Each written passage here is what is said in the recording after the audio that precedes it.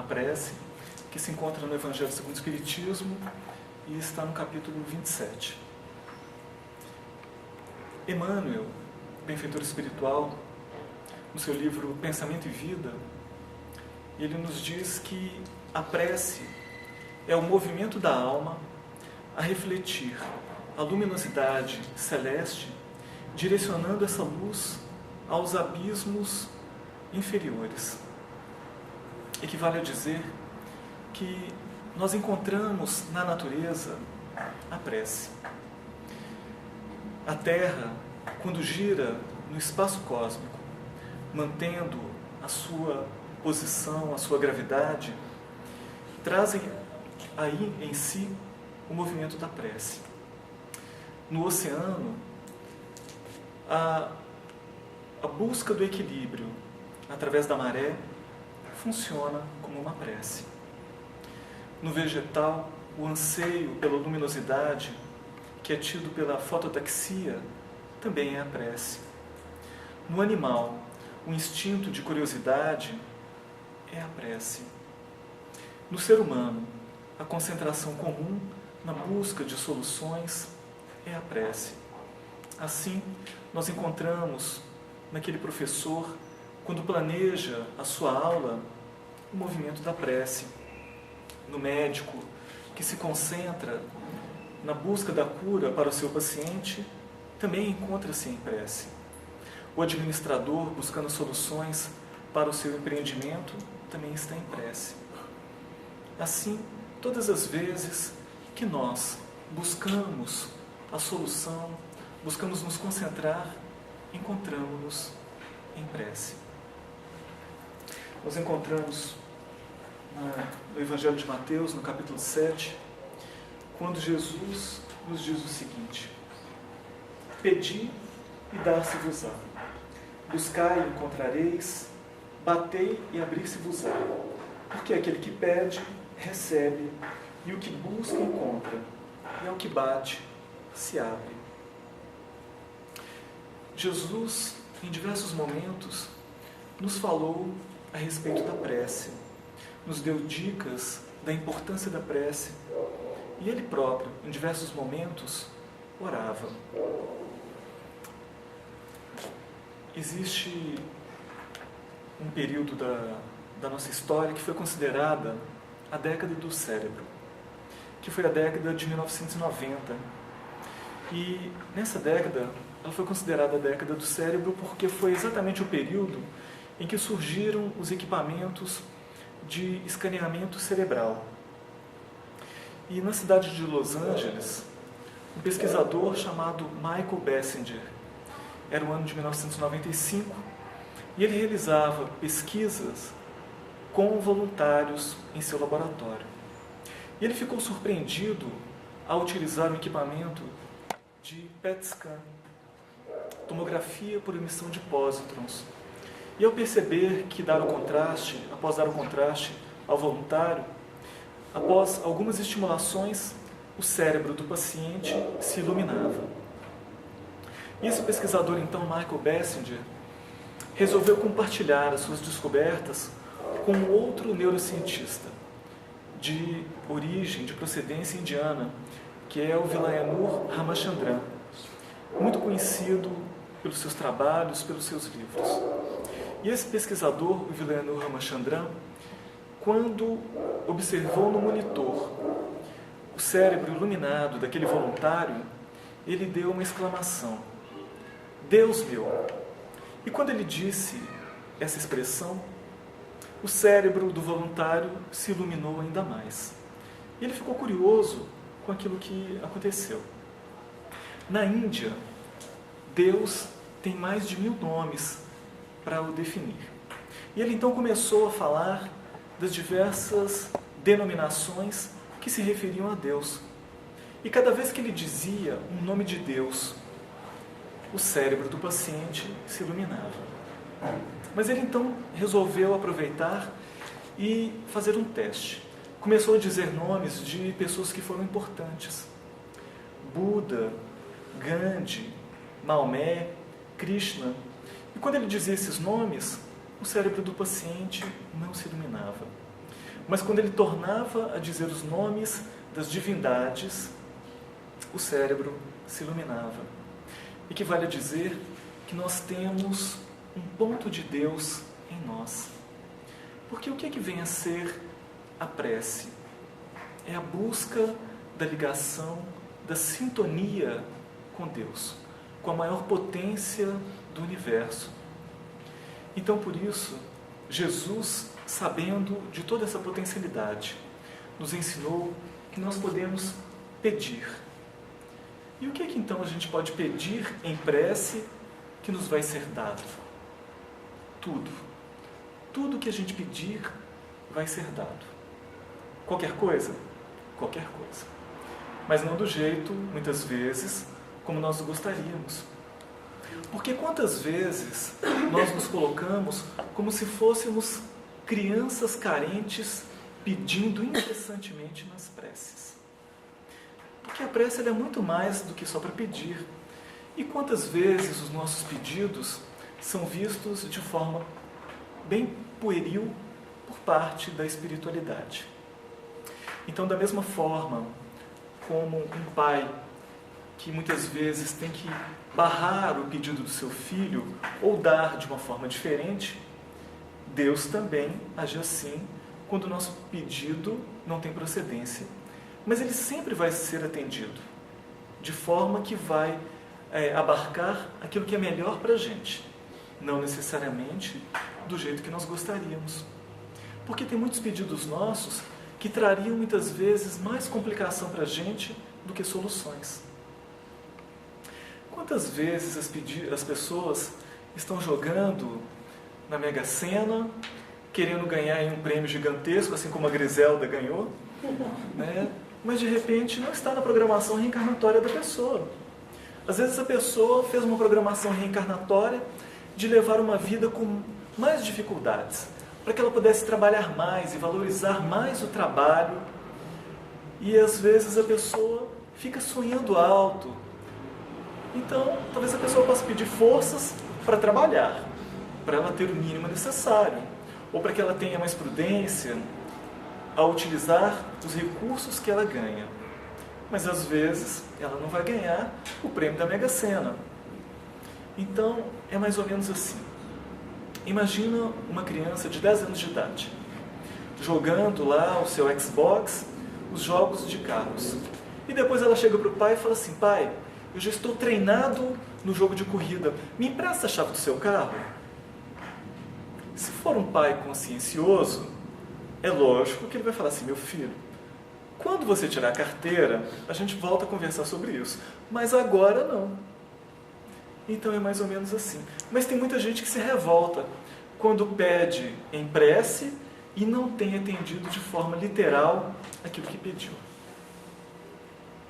Então, é para que a gente tenha consciência de que seremos atendidos, mas de conformidade com a nossa necessidade, com vistas à nossa felicidade futura.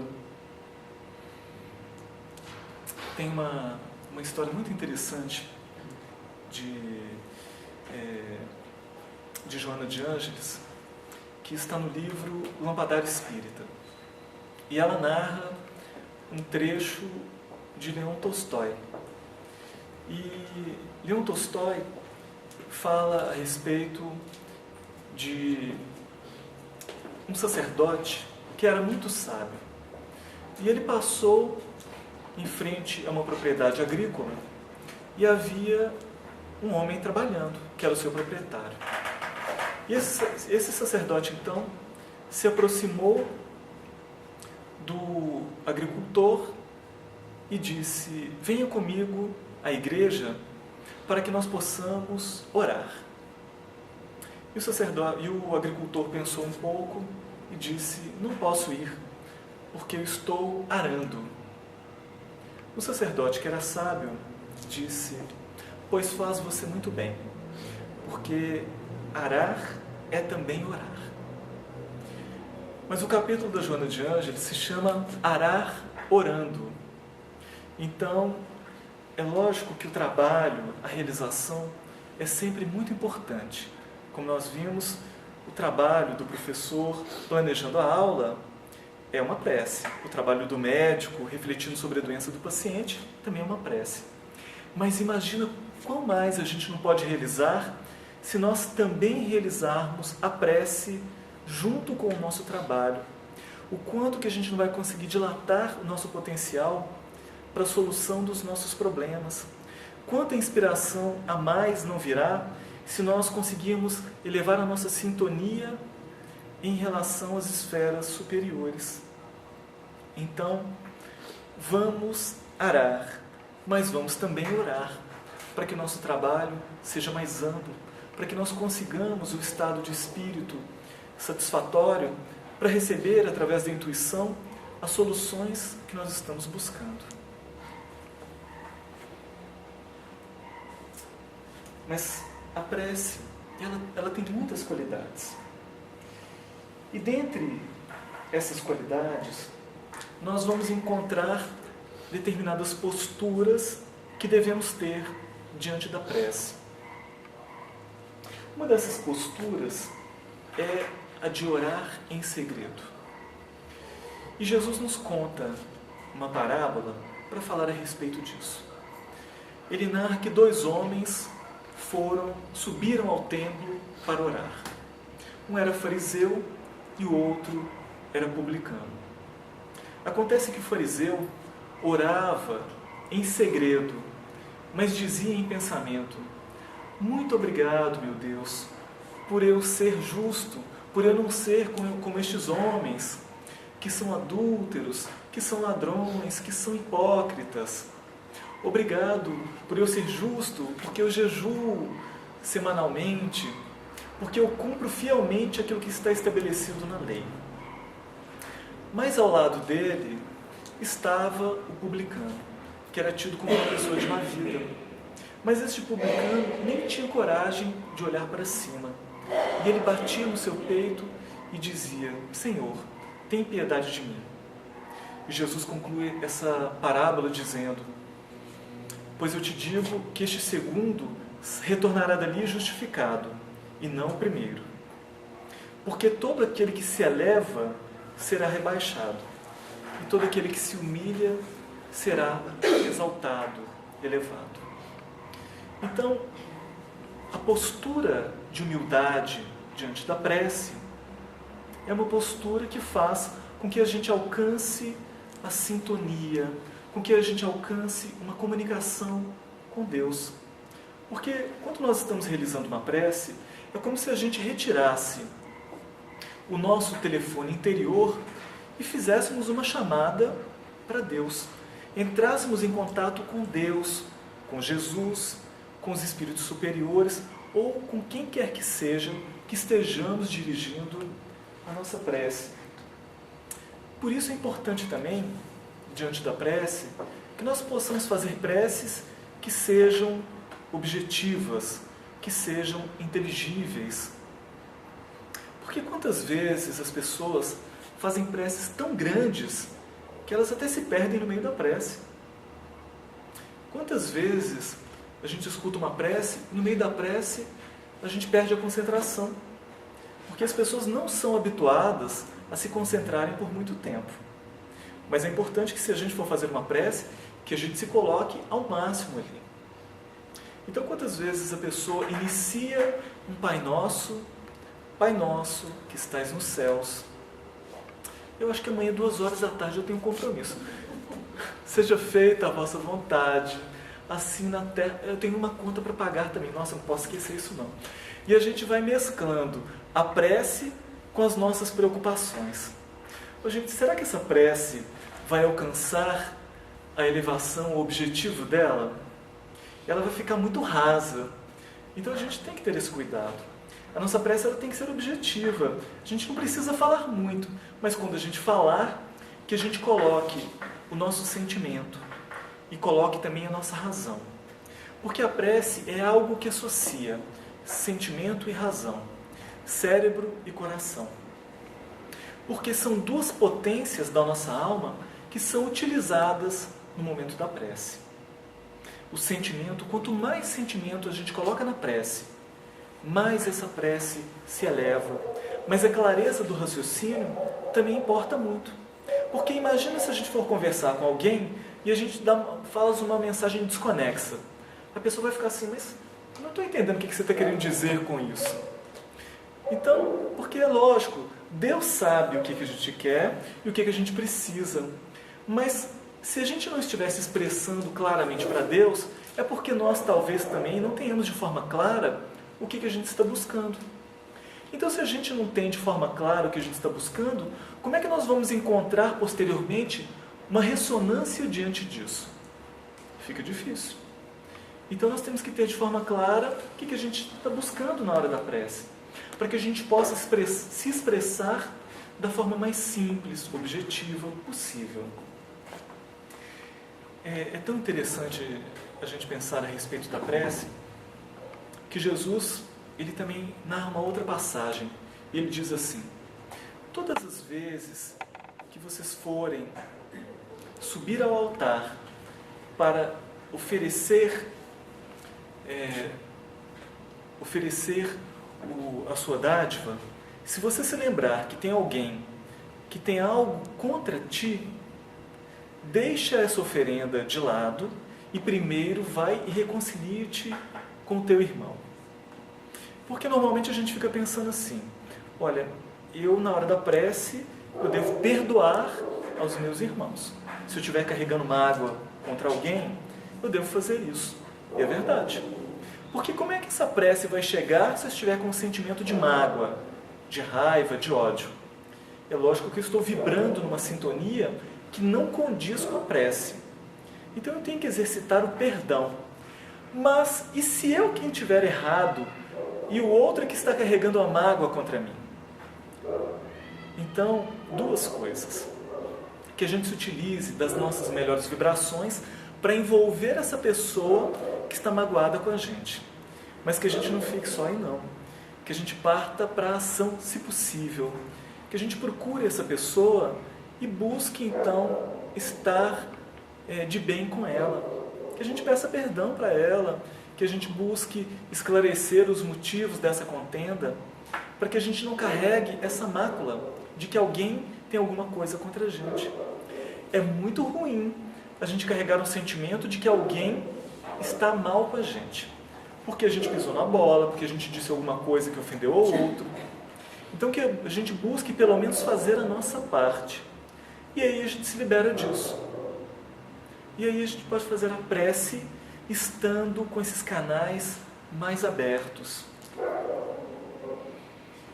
Então, a gente pode, na hora da prece, fazer um movimento que é um movimento de solicitar aqueles recursos para que a gente possa se melhorar. O que a gente pode pedir na prece, então, que seguramente vai ser atendido sempre que a gente pedir? Para que a gente não fique parecendo como este menino de 10 anos que está pedindo a chave do carro para o pai. São então os valores para que a gente possa se melhorar. Se eu pedir forças para me melhorar, se eu pedir forças para superar uma viciação, se eu pedir forças para ter mais discernimento, para ter mais prudência, para ter mais resignação diante das experiências necessárias da vida, será que isso daí vai ser atendido? Sim, seguramente vai ser atendido. É o tipo de coisa que, se eu pedir, eu vou encontrar e vou receber. Na acústica da minha alma, como apoio da espiritualidade, como alguém que se coloca com humildade diante de uma dificuldade e não está dando conta. Nós vamos receber um amparo que vai ser um sustentáculo diante da nossa vida. É mais ou menos como aquela história da Pegadas na Areia, que quando olha para trás, a gente vê que, em vez de ter dois pares de pegadas, tem um só. É quando a gente está sendo carregado, literalmente. Então, diante das dificuldades, se nós fizermos preces, solicitando um amparo, nós vamos receber forças suficientes para que a gente possa passar por aquela experiência.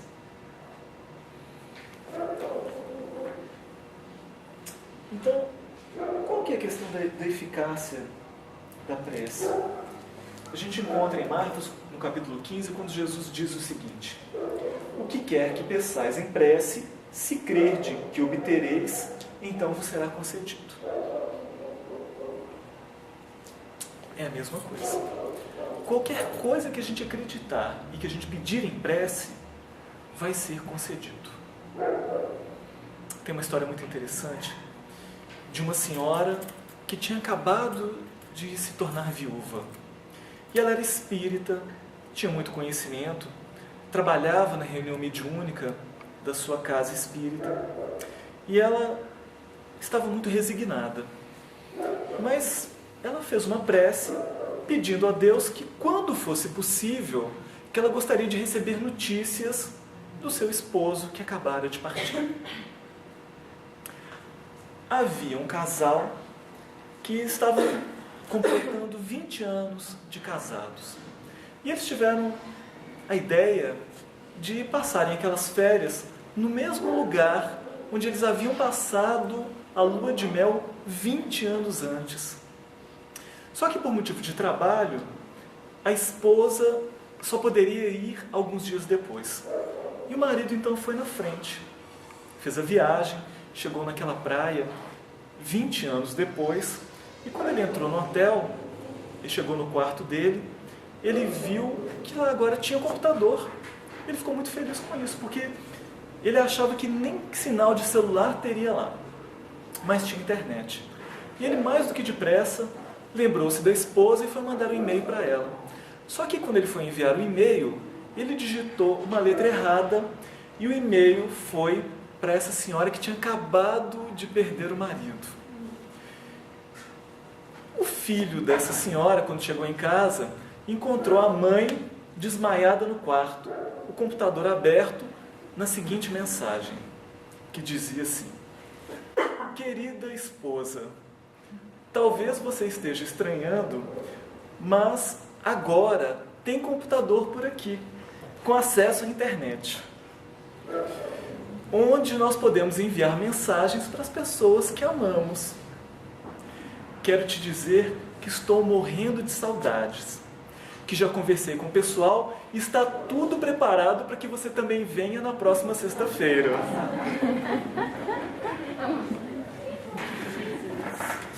Espero que a sua viagem seja tão tranquila quanto foi a minha. Te amo muito. PS. Traga pouca roupa, porque aqui faz muito calor, um calor infernal. Então, gente, muitas vezes a gente vai ser atendido não da forma como a gente gostaria, mas se a gente estiver aberto, recebe. Tem uma outra história muito interessante, que 2 vizinhos mudaram para um condomínio novo. E logo nos primeiros momentos, eles formaram uma amizade muito grande. Acontece que depois de um certo tempo, eles descobriram que eram de religiões diferentes. E um deles era evangélico, e ele então tinha o hábito de todo final de tarde ir para a janela do apartamento dele para fazer as suas orações. Só que a janela dava de frente para a janela desse outro vizinho. E ele começou a incluir nas suas orações as seguintes colocações: Senhor, auxilie este nosso irmão para que ele possa mudar a sua forma de ver as coisas, para que ele possa também ser convertido. E cada dia, na hora da prece, ele ia dizendo coisas assim: muda a cabeça deste nosso irmão, que está perdido, que ele possa encontrá-lo também na nossa religião. E foi colocando assim. E o vizinho escutava aquilo na hora do lanche dele, e ele ia ficando remoído de revolta. Assim, gente, mas ele não respeita mesmo, né? Mas o outro lá estava fervoroso, crente de que ele ia conseguir transformar o vizinho. E eles pararam de conversar por conta disso. Certa vez, o vizinho, que era evangélico, começou a passar por dificuldades financeiras. E ele então fez uma prece, uma oração assim: Senhor, como tu sabes, nós aqui em casa estamos passando por muitas dificuldades, até mesmo na alimentação. Se possível, nos ampara neste momento. Aí o outro vizinho foi e falou assim: mas vai ser agora. Correu no supermercado, fez uma compra com tudo que tinha de bom e do melhor. E chegou carregando várias sacolas, bateu na porta do vizinho, e o vizinho abriu, achou estranho, falou assim: olha, eu sei que você está passando dificuldades financeiras, está passando até fome. E eu venho então em nome do meu Deus, e não do seu. Lógico que eles não eram muito cristãos, porque ele falou dessa forma. E então eu quero te dizer que em nome do meu Deus, eu venho te trazer estes mantimentos. O outro, que era evangélico, foi e disse assim, parou um momento e fez a sua oração: meu Deus, muito obrigado por atender as minhas preces, porque quando o Senhor manda, até o diabo obedece. O diabo era o vizinho que era de outra crença. Mas dentro do alcance da prece, a prece ela é capaz de realizar muitas coisas. Tem uma amiga que há cerca de 2 anos atrás, ela estava com o pai com câncer. E o estado dele era muito grave. Ele estava internado, estava tomando morfina. E ela então resolveu pegar o seu celular e fez uma mensagem descrevendo o quadro do pai. Falando assim: olha, meu pai está em estado muito grave, com câncer. Falou o nome do pai, falou o hospital onde o pai estava. E mandou essa mensagem pedindo preces para todo mundo. Ela disparou essa mensagem para todo mundo que estava na lista do celular dela. E acontece que, de alguma forma, as preces foram atendidas. Porque o pai dela teve uma melhora tão grande que os médicos ficaram abismados. Como que alguém no estado dele conseguiu se recuperar tão rapidamente, a ponto de ficar com uma vitalidade muito grande, voltar à atividade e não precisar de morfina durante vários dias? Acontece que depois dessa melhora muito grande, o estado do pai dela foi piorando gradativamente e ela, depois de vários dias, mandou de novo uma outra mensagem pedindo novamente a prece. Eu tinha contato com ela periodicamente e ela me disse que todas as vezes que ela pedia a prece, no mesmo dia e no dia seguinte, o pai dela dava uma levantada que os médicos não conseguiam compreender. E ela falou para os médicos: olha, eu pedi preces para todo mundo que eu conheço. Acontece que o pai dela desencarnou. Mas ele teve uma melhora na qualidade do estado dele muito grande. Então, será que essas preces foram úteis para ele? Claro que foram.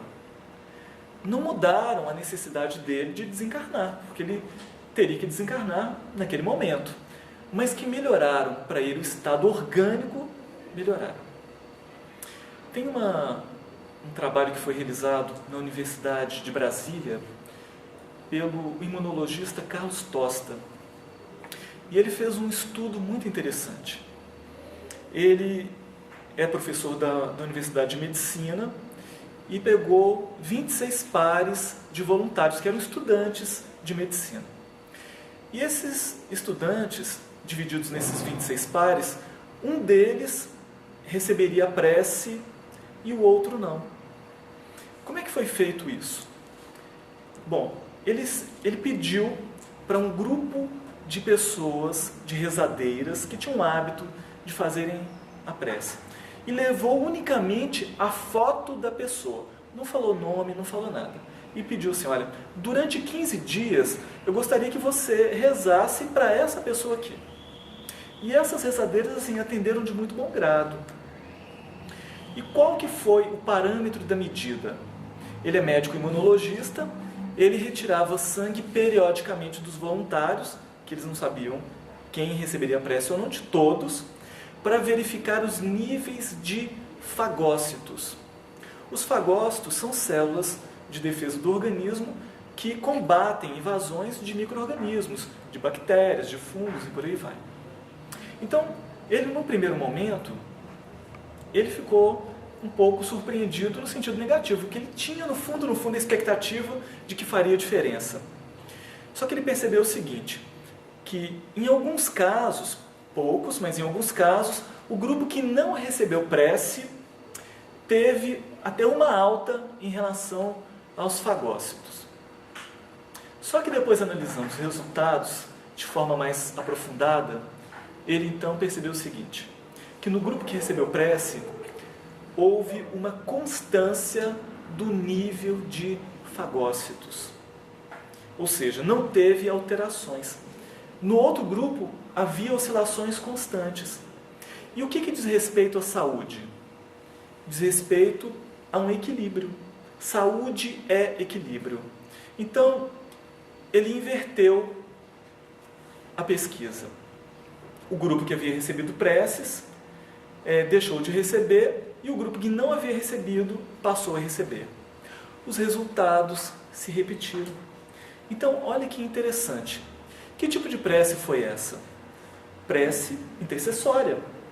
Então, imaginem só, uma pessoa que não sabia que estava recebendo prece, e uma prece feita por alguém que sequer sabia o nome da pessoa e não tinha contato direto, pôde beneficiar a saúde do que recebeu, pelo desejo, pela solicitação.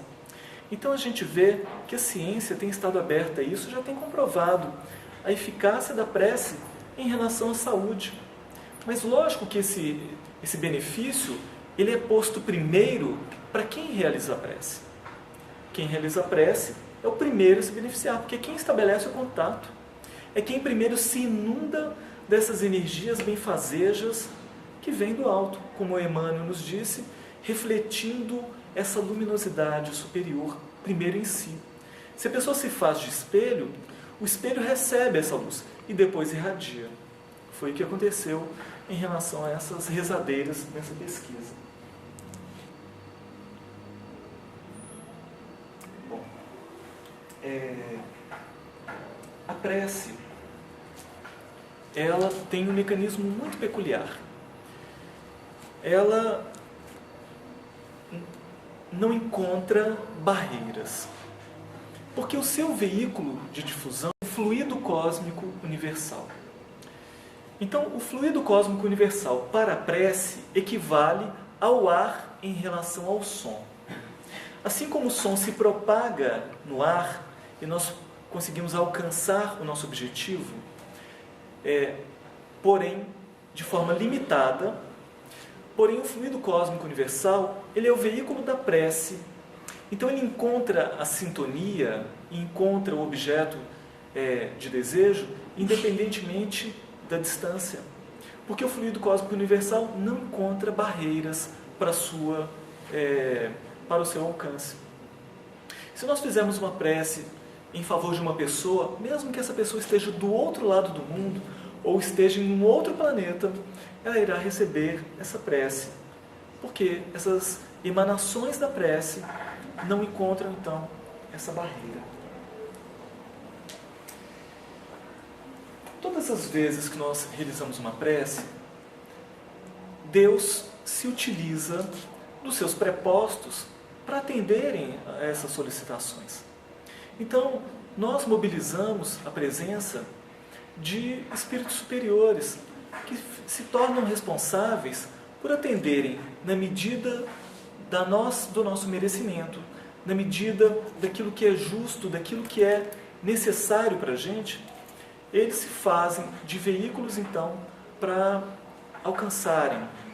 Então nós encontramos naquele livro, No Mundo Maior, de André Luiz, quando aquela adolescente de 15 anos, realizando preces, conseguiu alcançar em nosso lar um grupo de espíritos que veio até a crosta terrestre para beneficiar toda aquela família. Ou seja, as preces realizadas por uma adolescente. Ela veio de nosso lar, reencarnou com o objetivo de auxiliar e de beneficiar aquela família que estava em desequilíbrio. E as preces dela encontraram ressonância e amparo. E André Luiz, então, no livro, vem descrever todo esse trabalho deste grupo que foi mobilizado em função da prece de uma garota. Olha que interessante. Olha o alcance de uma prece.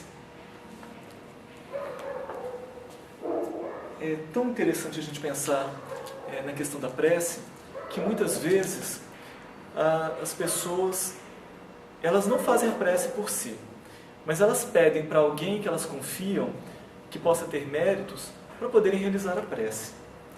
E aí chegam lá e falam assim, olha, estou passando por uma dificuldade muito grande, então na hora das suas preces, se lembre de mim, viu? Aí a gente fala assim, olha, lembro, mas não se esqueça de você também fazer as suas preces. E a gente se lembra de um caso muito interessante, que é um caso que está no livro O Semeador de Estrelas, que é de Divaldo Pereira Franco. Na verdade, o livro é de Sueli Caldas Schubert e ela narra diversos episódios na vida de Divaldo. E tem uma história muito interessante, que Divaldo ele tem um livrinho onde ele anota o nome das pessoas por quem ele faz as preces. E olha, gente, é tão interessante a gente pensar nisso, para que a gente possa dilatar um pouco mais a nossa capacidade de se utilizar deste recurso. Porque quantas pessoas estudam, ouvem, sabem da importância da prece, mas não fazem prece. Fazem as preces na hora das dificuldades, aí pedem. Mas quando as coisas estão boas, se lembram de fazer as preces. Para que a gente faça prece com frequência e que a gente aprenda a fazer preces uns pelos outros, espontaneamente. Que a gente não precisa ficar esperando o outro vir pedir para a gente fazer prece. Porque isso é um ato de caridade, fazer prece para o outro. Quando a gente faz prece para o outro, a gente está saindo da gente mesmo e está pensando no outro. Fazer prece só para a gente pode às vezes ser egoísmo. Então que a gente também faça prece pelo outro. Então, neste livro, existe um caso que Divaldo, ao ler o jornal, ele viu uma notícia que falava de um homem que havia se suicidado na linha de trem. E ele ficou muito sensibilizado com a história deste homem que ele não conhecia. Mas como o jornal falava o nome, ele anotou o nome daquele homem e começou a todas as noites, quando ele fazia a sua prece, ele também fazia a prece para este homem. E ele, nas suas preces, ele incluía para Deus lá, ele pedia, dizia que aquele homem talvez estivesse passando por grandes dificuldades, que talvez não tivesse consciência do que ele estava fazendo. Ele falou que agia como se ele fosse um advogado daquele homem. Muitos anos se passaram e ele recebeu uma visita espiritual de um homem que ele não conhecia. Porque o Divaldo, ele é médium, vidente. E aquele homem, então, perguntou assim, você sabe quem eu sou? E ele disse, não, eu não te conheço. E ele então foi e falou assim, olha, eu te sou muito grato pelas suas preces. Porque as suas preces me trouxeram um alívio no momento que eu só encontrava o desespero na minha existência. Eu sou aquele suicida do trem. E durante muitos anos, aquela cena do trem passando por sobre meu corpo, partindo dos meus membros, eu revi aquela cena incessantemente durante anos e anos.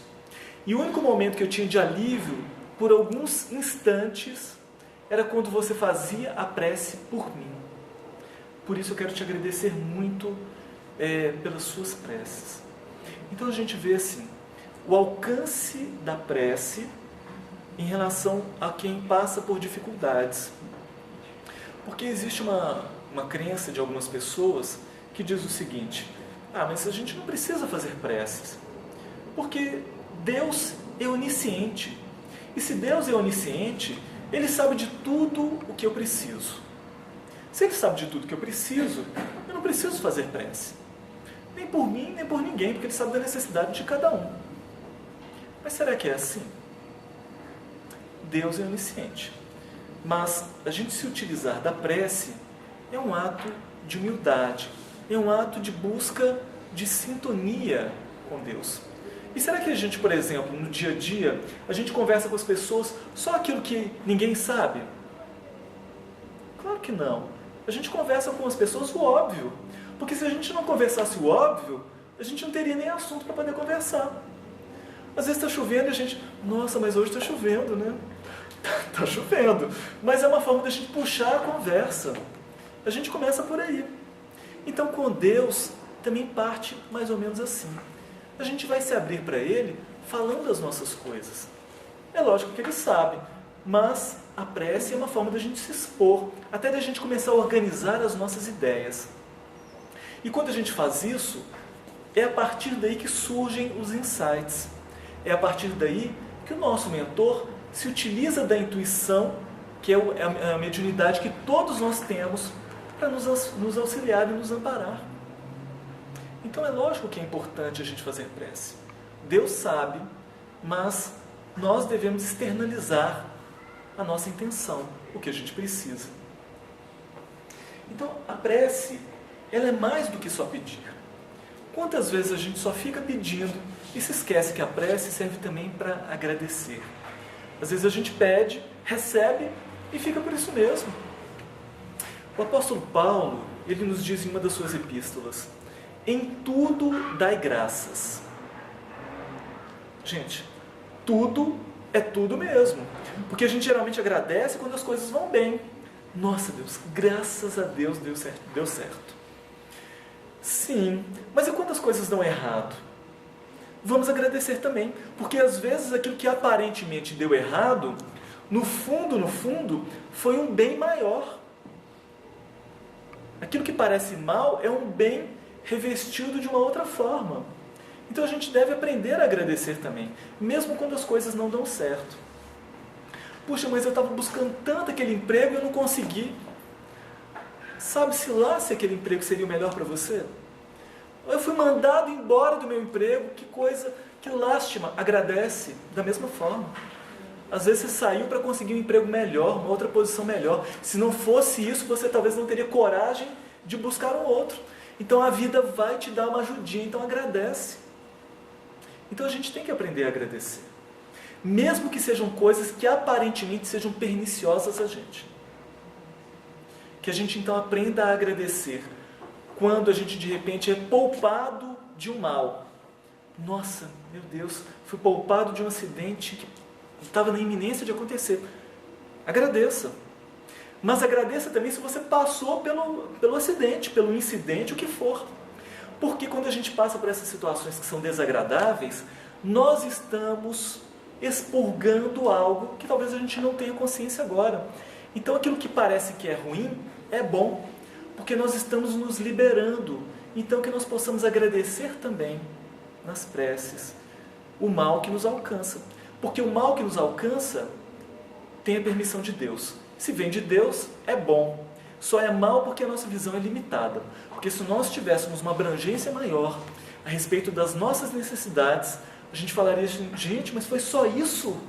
Deus, mas obrigado por ter sido só um pouquinho.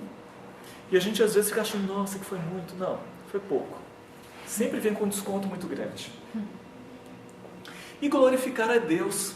Glorificar a Deus é a gente conseguir ou tentar compreender um pouco mais sobre Deus. Talvez a gente não consiga ter o conhecimento de Deus. Einstein que dizia, né, que a intenção dele era conhecer o pensamento de Deus. Era pouco ousado, né? A gente não precisa conhecer o pensamento de Deus, mas a gente pode sentir. Isso no nosso estágio evolutivo, nós podemos. Sentir a Deus, nós já podemos. Pode? Não, mas ninguém me falou isso. Pode. A gente tem que aprender a quebrar esses paradigmas. E a prece é o momento onde a gente pode sentir a Deus. Porque a prece, ela muitas vezes não precisa da palavra. Ela pode ser simplesmente sentida. Uma vibração sentindo o bem, sentindo o amor. É uma prece. Em um dos livros do André Luiz, ele narra quando ele estava com o Hilário e mais o benfeitor, eles estavam aqui num lar aqui na terra, e a pessoa estava ouvindo uma música clássica. E então André Luiz e todos os outros pararam naquele minuto para ouvir aquela música clássica. E André Luiz concluiu assim: aquela música para a gente valeu por uma prece. Olha que interessante. Mas eles não estavam só ouvindo, eles estavam vibrando na sintonia daquela música. Quantas vezes as pessoas não dizem assim: puxa vida, mas eu estava num período que eu estava com tanta dificuldade que não estava conseguindo nem fazer preces. Mas aí eu me lembrei de uma música E ela então cantou aquela música, que era uma música de fundo moral, religioso, e aquela música também valeu por uma prece. E ela então conseguiu se organizar naquele momento. A música também vale por uma prece? Claro que vale. Por causa da vibração, do sentimento, da intenção. A prece ela tem uma forma de ser manifestada muito mais ampla do que simplesmente pelas palavras. Aliás, a palavra tem menos importância do que o sentimento na hora da prece. E é tão bonito a gente pensar a respeito da prece coletiva. Então, quando nós vamos iniciar um estudo, encerrar um estudo, nós fazemos uma prece em voz alta. Quando nós fazemos uma tarefa, uma atividade voluntária coletiva, muitas vezes existe a prece feita em voz alta. Para que isso daí existe? Para que todos possamos buscar a sintonia em uníssono com quem está falando a prece. Imaginem só, um ambiente escuro. De repente uma pessoa acende uma lâmpada. Ilumina o ambiente? Ilumina. Mas imagina se cada um de nós acendesse uma lâmpada também naquele momento. Não vai iluminar muito mais? Pois essa é a repercussão que tem perante o plano espiritual uma prece. Foi por isso que aquela prece do pedido pela mensagem do celular teve um alcance tão grande. Se talvez fosse pedido só para uma pessoa, teria um alcance muito menor do que o pedido para um grupo, para toda uma coletividade. Imagine então todos fazendo a prece ao mesmo tempo, com o mesmo objetivo. Gente, isso daí é tão sério que quando a gente lê o livro Nosso Lar, a gente encontra aquele momento em que todos na cidade de Nosso Lar param para fazer a prece coletiva, que é o momento em que se materializou lá um coração azul. Então, olha que bacana, olha que importante e que interessante a questão das preces coletivas. No livro Sexo e Destino, de André Luiz, nós encontramos um momento muito interessante, quando Marita era uma adolescente. E ela estava passando por grandes dificuldades, que ela estava sendo assediada pelo seu pai adotivo. Ela estava desesperada, desnorteada, e ela estava no seu quarto chorando, quando ela então fez uma prece. E André Luiz e Pedro Neves estavam lá, porque eles estavam de trabalho na crosta. Acontece que quem veio atender a prece de Marita? A mãe adotiva dela, juntamente com uma outra senhora. Elas adentraram pelo quarto, em espírito, logicamente, e a mãe adotiva de Marita, que é a Aracélia, literalmente a colocou no colo. Marita não via nada, mas ela sentia todo o conforto da presença do espírito materno ali. E a mãe, ela cantou uma música, que era a música que ela cantava para Marita quando ela era criança. Foi a forma dela envolver a filha nas suas melhores vibrações. Então, olha que bacana, o alcance da prece, como que a prece ela sempre é atendida. No livro Missionários da Luz, tem um momento muito interessante, que é um momento que está acontecendo um passe. E André Luiz assistia tudo da perspectiva espiritual. E havia uma paciente que estava com uma nuvem escura na sua válvula mitral. A válvula mitral é uma das válvulas que compõem o coração. Então, esse problema não era um problema que estava no corpo físico ainda. Porque todo problema orgânico que se externaliza no corpo físico aparece primeiro no perispírito. Então, André Luiz estava vendo ali o perispírito dessa senhora. Então, ele perguntou para o mentor o que representava aquela nuvem escura na válvula mitral. E então ele disse que essa nuvem somente estava ali pela ausência da prece. Que se ela tivesse pelo menos o hábito de fazer a prece, aquela nuvem se dissiparia. É a nuvem das preocupações, das angústias. Quem de nós não passa por um estresse durante o dia? Então a gente pode dissipar muitos problemas orgânicos pelo simples hábito da prece. A gente pode tomar passe, a gente vai se beneficiar? Vai. Mas olha como que a gente pode se auto-beneficiar fazendo a prece de forma regular. Os Espíritos falam que o nosso primeiro dever quando a gente acorda, sabem qual é? De fazer a prece. Para que a gente possa pedir força e equilíbrio para mais um dia enquanto encarnados. E a última coisa que a gente deve fazer antes de adormecer, a prece. Porque imaginem só, se a gente não se prepara para dormir, sabe-se lá para onde a gente vai quando a gente adormece. Quantas vezes o nosso benfeitor espiritual está lá no nosso quarto esperando para que a gente o acompanhe para atividades e tarefas e de repente a gente desperta em espírito e nem sequer o vê. Aí ele vai pensar assim, gente, outra vez essa criatura dormiu sem fazer a prece. Porque eles vão fazer a prece por nós, não. Eles vão nos estimular, vão nos lembrar, mas se a gente ignora, aí a responsabilidade é nossa. Né? A gente vai se lembrar de André Luiz no livro Nosso Lar, quando ele está lá no umbral e ele então, depois de 8 anos, vai fazer a prece. Aí ele conseguiu enxergar, né, o ministro que foi, Clarencio, que foi lá auxiliá-lo. E sabe o que André Luiz fala? Ele fez a prece que a mãe dele ensinou quando ele era criança. Gente, olha a importância dos pais ensinarem os filhos a fazerem a prece. Porque ele não cultivou o hábito da prece ao longo da vida, mas a mãe dele fez o papel de ensiná-lo quando ele era criança a orar, a fazer a prece. Na hora que ele precisou, depois de 8 anos sofrendo, aí ele fez a prece que a mãe dele ensinou quando ele era criança. Então a prece tem um alcance muito grande e é de uma importância muito grande. A gente vai lembrar que Jesus incessantemente orava. E alguns dos momentos mais belos, algumas das passagens mais belas, Jesus estava em oração. Ele tinha sempre um momento onde ele estava em contato com as gentes, com o povo, que era o momento que ele ensinava, que ele curava, que ele atendia, que ele ouvia. Mas depois ele tinha um momento em que ele estava sozinho com Deus, que era um momento onde ele buscava as forças, porque ele também tinha um corpo físico que se cansava. Mas ele sabia da importância da prece. Então ele muitas vezes se isolava do povo por alguns instantes para poder fazer a sua prece. Tamanha a importância do hábito do cultivo da prece.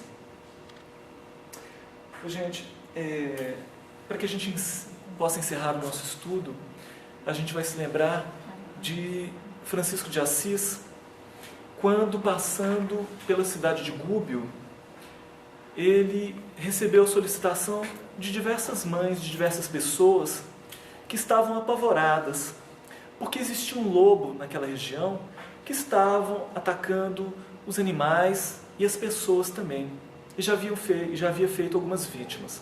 Essas pessoas pediam a Francisco que fizesse uma prece a Deus para que Deus retirasse dali aquele lobo, para que aquelas pessoas pudessem voltar às suas atividades normais sem medo que o lobo fosse para outras regiões. Acontece que à noite, como era de hábito, Francisco fez a sua prece. E ele então disse: Deus, nós estamos passando por essa cidade e temos a intenção de divulgar os ensinamentos de vosso Filho, nosso Mestre. As pessoas aqui passam pela dificuldade porque estão sendo atacadas por um lobo. Então, se for da sua vontade, afasta daqui este lobo, que ele busque um outro lugar onde ele possa estar. E todas as vezes que Francisco fazia a sua prece, ele escutava na acústica da sua alma sempre uma resposta. E não tardou muito, ele escutou uma voz no seu interior, que era uma voz muito conhecida, que era a voz do Mestre. E essa voz lhe dizia: Francisco, o lobo tem fome. Ele também tem necessidade de se defender com os recursos de que ele dispõe. Para onde devemos mandar este lobo? Ou será justo exterminá-lo? Não tem ele também direito à vida? Aquilo que falta para ele é aquilo que sobra para as pessoas. Eu então lhe digo, vai, procura o lobo e te entendas com ele. Diz a ele que ele terá no vilarejo aquilo que falta. Mas eu te digo que você também deve buscar nas pessoas o mesmo entendimento. E eu te falo que será muito mais difícil por parte das pessoas do que do próprio lobo. Francisco voltou daquele êxtase com total conhecimento do que ele deveria de fazer. E ele então subiu até aquelas cavernas nos Apeninos e chegou cantarolando. O lobo, escutando a voz de Francisco, saiu da caverna e possivelmente pensou que ali diante dele estaria o seu jantar. Mas Francisco, ao ver aquele lobo grande, mas muito magro, começou a falar: irmão lobo, eu venho em paz. Eu venho em nome de nosso Senhor Jesus Cristo. E nosso mestre é uma pessoa que ama muito os animais. Tanto é que ele escolheu nascer em uma estrebaria, no meio dos animais. Tamanho o seu amor. Eu venho lhe pedir que não mais ataques as pessoas, porque as pessoas estão apavoradas. Eu quero te dizer que se você me acompanhar, não mais vai te faltar o alimento, nem o abrigo. E enquanto Francisco falava, ele envolvia o lobo em uma onda de ternura, de amor. E naquele momento o lobo já estava aos seus pés, roçando o seu longo pescoço nas suas pernas. Francisco então convidou o lobo a ir até o vilarejo. E ele foi andando na frente e o lobo foi acompanhando atrás. Quando ele chegou no vilarejo, as pessoas ficaram apavoradas, porque reconheceram aquele lobo. E ele então foi conversando com um a um daqueles que moravam ali no vilarejo, pedindo que eles se comprometessem em dar água, alimento, que não faltasse este cuidado e também o respeito ao animal. Francisco então pediu ao animal: olha, se tu tiveres intenção de atacar alguém, que faça isso comigo agora, mas que não me traia no nosso acordo. O animal não atacou ninguém. E Francisco permaneceu por alguns dias ali para que as pessoas se habituassem com ele. Francisco teve que ir e o lobo permaneceu. E por muitos anos ele ali esteve e em muitas noites ele uivava com saudades do poverelo. Quando ele já estava velho, que ele já não conseguia mais andar com muita facilidade, uma pessoa juntou um monte de feno e fez ali o seu leito, onde ele permaneceu por muitos dias.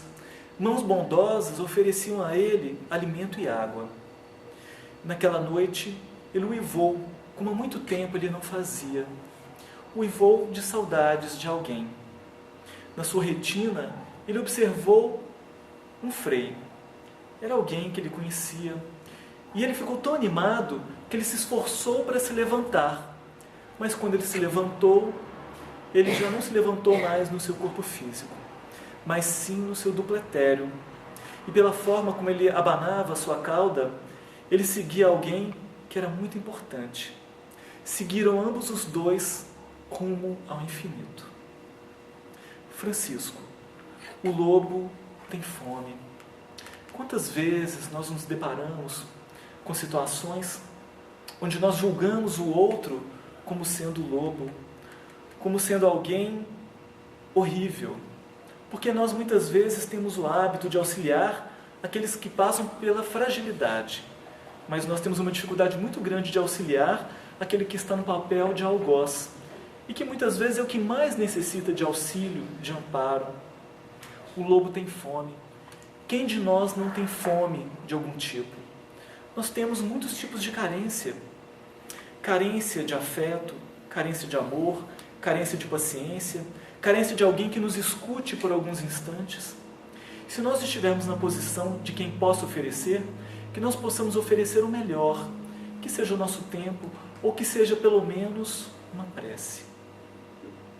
Gente, muito obrigado pela atenção, muita paz.